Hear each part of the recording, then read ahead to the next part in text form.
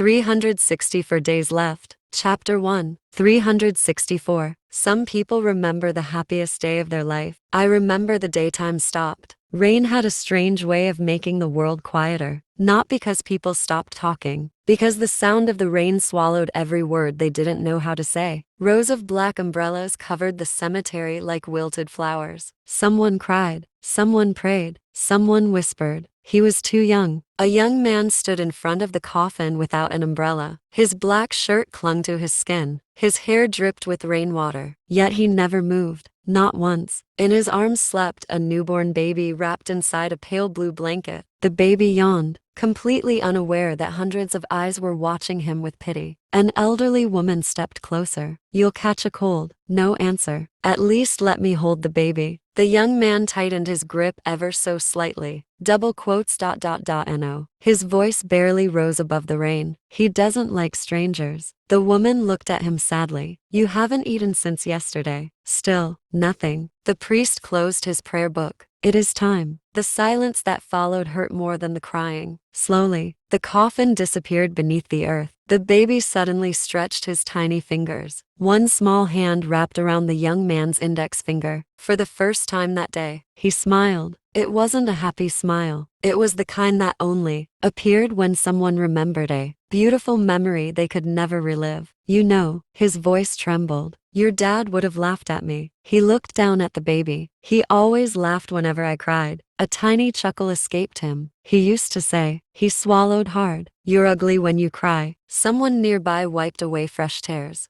As if no one else existed. He couldn't cook. He couldn't fold clothes. He couldn't wake up before noon. Another shaky laugh. But somehow, he made every place feel like home. His thumb gently brushed the baby's cheek. "I don't know how I'm supposed to do this without him." The baby made a tiny sound, almost as if answering. The young man's lips quivered. "You've got his eyes." A gust of wind swept across the cemetery. From his pocket, he pulled out a tiny silver paper airplane keychain. The paint had almost completely faded. He stared at it for a long time. Then, he placed it gently on the fresh soil. "I kept my promise." The rain grew heavier. Someone quietly guided the mourners away. One by one, they left, until only the young man remained. He looked at the grave one last time. "I'll tell him everything." He kissed the baby's forehead. "I promise." 5 years earlier, the first day of university smelled like coffee and panic. Freshmen ran in every direction carrying maps they clearly didn't know how to read. Some looked excited. Others looked like they'd accidentally enrolled in the wrong school. Jungkook was running because he had overslept. Again. No. He checked his phone. 8:57 a.m. Orientation started at 9. "If I die because of attendance on the first day, tell my mom I fought bravely." Jungkook. Jimin's voice echoed across the courtyard. Jungkook spun around just long enough to wave. Big mistake. Thud. He walked straight into someone. Books scattered across the ground. A coffee cup rolled away. Silence. Jungkook squeezed his eyes shut. "Please be a wall." "It isn't." Jungkook slowly opened one eye. Standing in front of him was the most intimidating person he had ever seen. Neatly pressed white shirt, perfect posture, dark eyes that looked equal parts annoyed and exhausted. Jungkook glanced at the fallen books, then at the coffee,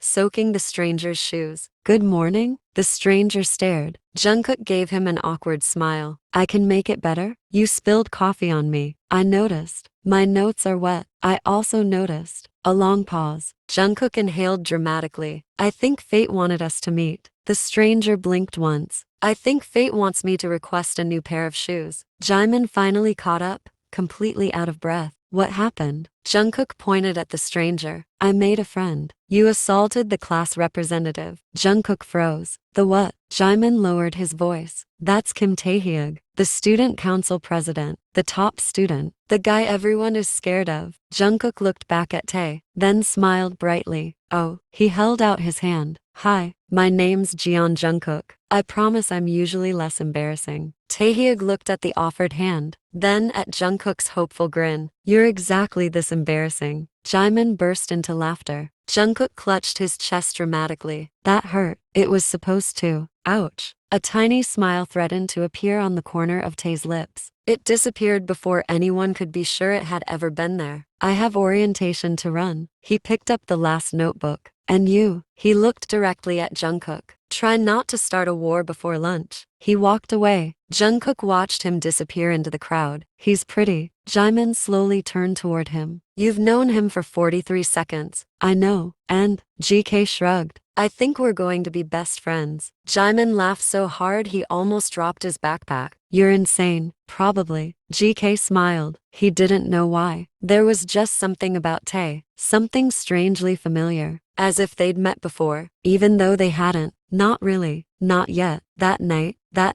the campus had gone quiet. GK sat alone by his dorm window. Moonlight spilled across the room. He opened the drawer beside his bed. Inside lay a small desk calendar. Every page before today had already been torn away. He looked at the number, 364. His fingers hesitated. Then, he carefully tore the page free. The next page revealed itself, 363. GK closed his eyes. Not because he was tired, because counting had become easier than hoping. Outside, rain began to fall again. End of chapter 1. Thank you so much for reading it. This is my Taekook. Hope you armies liked it.